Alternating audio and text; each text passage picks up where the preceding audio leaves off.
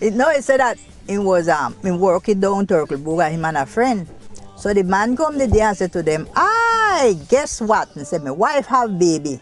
Say, "Your wife have baby already?" He said, "Yes." He said, "What kind of baby you got?" He said, "Oh, no guess." One of them said, "Give me the first guess." He said, "Have a boy." No. Well, the next one said, "Well, I win then because I have to have a girl." He said, "No." He said, "What kind he have?"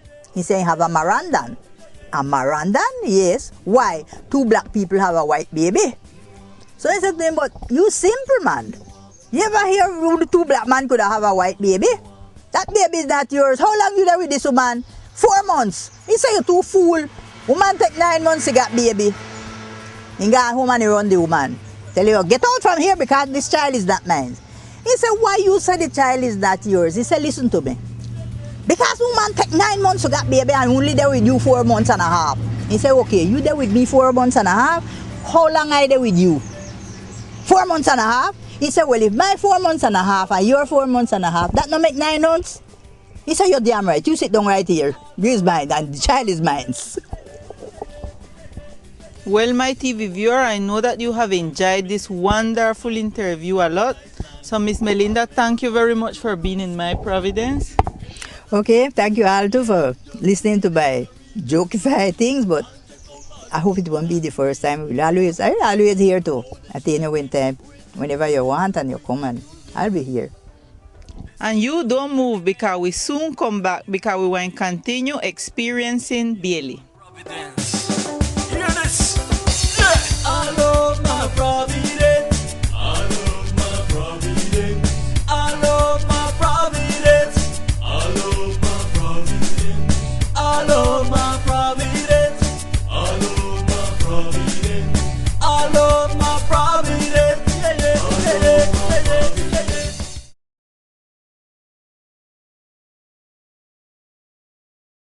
Bailey is one of those unnoticed settlements of my Providence, especially by our visitors, but is a charming place with nice people and exuberant vegetation, sheltered and surrounded by huge mountains.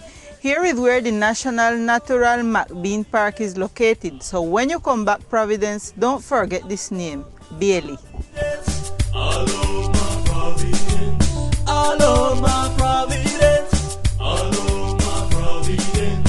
I love my Providence. Yeah, yeah, yeah, yeah, yeah, yeah. I want me wake up every morning, me give Jaja thanks for this paradise land. My Providence is here in the section of Bailey in a nice yard with the background of a beautiful native house with Mr. Ismael New Love Robinson, well known as Smiley. Smiley, welcome to my Providence. All right, we want to talk a little bit now about when you was boy in this section. Well, when I was a kid, I usually go around where they grind the cane, mash the cane rather. And we as kids, we also play, we take the trash to make a playground. Second, our great parents, Mr. Miller Taylor and Granny Larrell, they taught us how to go and catch the haas, feed them with the milk, the liquor from the cane, so they can get strength to carry the meal around. Other from that, we usually go up to the Bowden and drive down the cows them, milk them in the morning, and carry them out, make bunny clever, and butter and such like. So it's like, but now everything is changed. Tell me now about the first set of people and what you remember when you were small, we used to live in this section. Well, as far as I can remember, I could mention several of them. They are dead and gone. First one is Miller Taylor, Elijah Bryan, Bertram Fernandez, Joe Taylor, Rosendo Taylor, Maxwell Newell, and R.T. Rankin, ex-pastor of the Seventh-day Adventist Church. And coming along, we have Mr. Harkin, Miss Felicia, and my lovely father that passed away also. They call him as Chato. I name after him. His name is Ismael Enrique Newell. One of the very important places in this section is the airport. Tell us what you remember about when they built up the airport. Well, first of all, what I can remember, part of the airport land was given as a donation to the first president that came to Providence, Rojas Pinilla, from my grandfather, Miller Taylor, to build the airport. gratis. And a special guy from Baton House by the name of Mr. Arroyo Gomez, he with the bulldozer, he tracked out that whole land from McBean Hill to Rocky Point. I will tell you a little bit about our ageable, pretty and nice Bailey Spring Gully. That gully from I was a kid is serving our people from Rocky Point, Bailey and Nancy Clark. Our parents usually goes there on Saturday and Sunday to wash clothes and bring them down wet and back them down. And also to get drinking water and to take a bath to go to school in Rocky Point. I love my Providence. I love my Providence. I love my Providence. I love my Providence. I love my Providence. Yeah, yeah, yeah, yeah, yeah, yeah. I want me make up every morning. Me give Jaja time finish for a My Providence couldn't left Bailey without talk about a very special and important man of this section. That was Mr. Alson Newball. He was a sea captain. He went to the Peruvian War. And we are here with his daughter, Miss Laura Newball Archibald. And she's going to tell us about how was the life growing up when she was small in her parents' home. Yeah, well, my parents, they are both from the island. They are natives.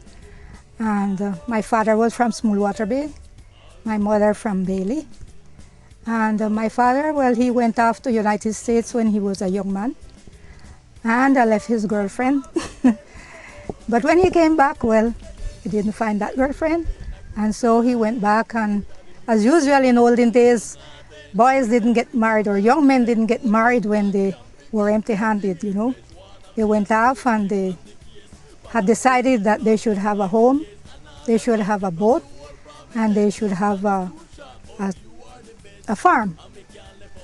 And so he went off to secure those things before he agreed to find a woman to whom he could marry. Well, at first, so when my father and my mother got married, they were living in Smallwater Bay because he was from that section. My father had a shop, and he usually worked on the boats going from here to Cartagena. And in those days, they usually plant gungo peas, and they grow cotton, and they trade with those things. And so he had a shop. He would take the gungo peas to Cartagena and the coconut and the copra, sell it there, and then he would buy merchandise, bring it back, and the people would receive their portion until crops were ready to sell. Then they would sell their crops and pay off their bills. We are 10 children, 6 boys and 4 girls. And we all grew up here in this yard. My older brother went to school, and then my father decided that with 10 children it was hard to take all of us out to the city for school. So we went one by one. The older ones would go, and then they would help the younger ones. And so we went off to school to Medellin. Miss Laura, make we talk now about how life used to be first time, how the relation with the neighbor them used to be, how home days used to be. Well, we had some home traditions. We were Adventist Christians, and so we usually have worship in the morning, worship in the evening. And my father traveled, so my mother was the head of the home while he was gone. And my father would leave with her the instructions. 5 o'clock we were up for worship. And then we went off, each one to their daily duties. Then we'll work during the day. We go to school at that time school was from 9 o'clock in the morning. We come home at noonday for lunch and go back at 1 o'clock until 4 o'clock. And so that was our school days. And in the evening, well, we would gather together in the living room, and again we had worship. All of us would sing and pray, and we would go to bed with each one had their chores for the next day. My mother would counsel us if she was at home alone, and if there was any misbehavior during the day, then she would call our attention, And if there was any forgiveness to be given, then we would say sorry and we would go to bed. My father, whilst he was leaving, he would tell us, I am leaving tonight and your mother is in charge. Whatever she says, that's law. Thank you very much, Miss Laura, for being here in my Providence. You're welcome. It was great to have you folks come. And you, my TV viewer, we soon come back with the last segment of My Providence. Providence, I love my Providence. Yeah, yeah, yeah, yeah, yeah, yeah. Run down, you want. Pile up, you want. Grab two, you want.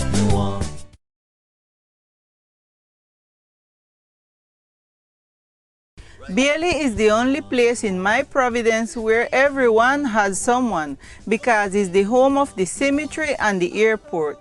Here is where everyone come to take 2 trips, one to San Andrés and the other to eternal rest. I love my Providence. I love my Providence. I love my Providence. Yeah, yeah, yeah, yeah. My Providence come to its end, but don't worry, it's just for today. We hope you had enjoyed this chapter just like how the My Providence team enjoyed the production. And please don't forget to watch us next week, because we will take you to another nice settlement of My Providence. Providence, I love my Providence. I love my Providence. I love my Providence. I love my Providence. I love my Providence. Yeah, yeah. I want me wake up every morning, me give Jaja thanks in this paradise land. And me look on the blue sea, the green hills, what a beauty. Yeah, just feeling the Caribbean breeze, and check out all the coconut trees.